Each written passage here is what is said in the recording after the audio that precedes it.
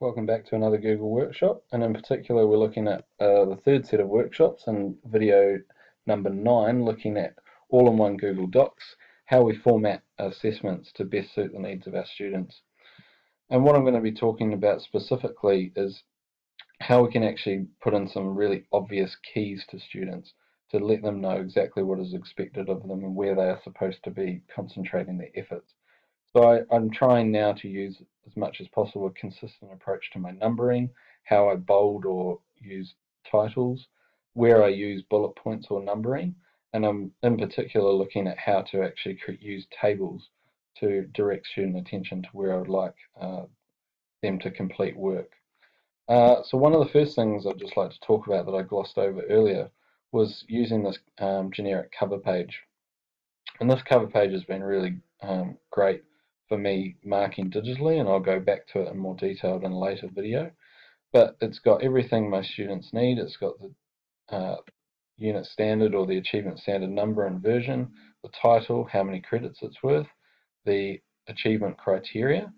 There's a box there for me to actually provide a comment to them as feedback at a later date when they've marked their work, including highlighting their grade, achievement excellence, for example, whether or not they're applicable or not applicable for an assessment or resubmission, sorry, and then if they do complete that resubmission, what their grade is following it, and if their work has been moderated, it can also be added to that cover sheet.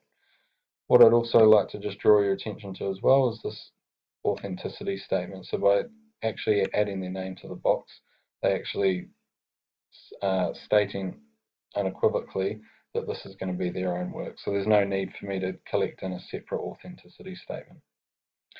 As I said in the previous video, I then get into the second page and I have the assessment schedule front and center so that students are consistently scrolling past the assessment schedule and hopefully referring back to it rather than having it at the end of the document.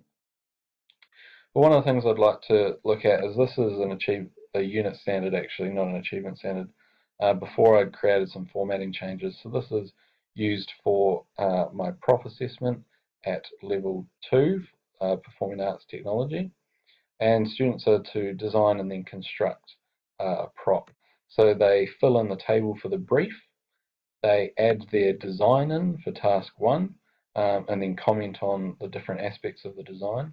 They create a construction plan, they include photos for task 3, and then they do a written justification under these headings for task 4. Now what I wrongly assumed was that students would be able to manage themselves and understand and take the visual cues and read everything that was on the sheet and actually complete the tasks from top to bottom, left to right.